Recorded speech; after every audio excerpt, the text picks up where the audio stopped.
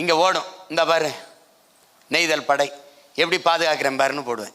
இப்போ வேளாண்மையை அரசு பணியாக மாத்துறேன்றேன், இந்த மாதிரி ஏன் வேளாண்மை மாத்துறேன்னு சொல்கிறேன் மாதிரி சிரிக்காத. நாம் தமிழர் கட்சி ஒருங்கிணைப்பாளர் சீமான் மாணவர்களுடன் கலந்துரையாடும் நிகழ்ச்சியில் பிரதமர் மோடி போல மிமிக்ரி செய்திருப்பது சிரிப்பலையை ஏற்படுத்தியுள்ளது. நெய்தல் படைனா எப்படி நெய்தல் படைன்னு நான் இங்கே நின்றுக்குருவேன், இங்கே நிற்பேன். இப்போ இருக்கிற மாதிரி இந்த இந்த இதெல்லாம் இருக்காது, இப்படி நின்றுக்குருவேன். இப்போ நின்றுக்கிட்டு இங்கே ஓடும், இந்த பாரு நெய்தல் படை எப்படி பாதுகாக்கிறேன் பாருன்னு போடுவேன். இப்போ வேளாண்மையை அரசு பணியாக மாத்துறேன்றேன், இந்த மாதிரி ஏன் வேளாண்மை மாத்துறேன்னு சொல்கிற மாதிரி.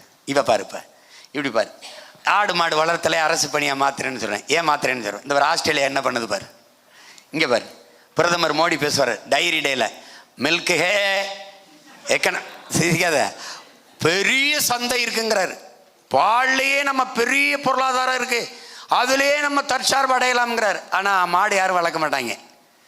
இப்போ நான் என்ன சொல்கிறேன், பாலின் சந்தை மதிப்பு தமிழ்நாட்டில் எவ்வளவு இருக்குன்னு நீ நினைக்கிற? 9 லட்சம் கோடி. சாராயம் எவ்வளவுக்கு விற்கிறான்னு நினைக்கிற? 50,000 கோடி. கடன் எவ்வளவுன்னு நினைக்கிற?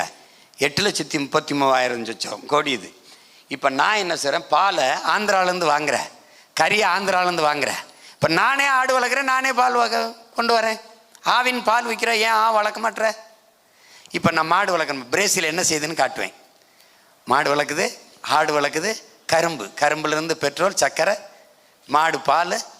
இப்போ ஒவ்வொன்றையும் நுட்பமாக என்ன பண்ணுவேன், போட்டு காட்டுவேன். நீ தப்பிக்கவே முடியாது.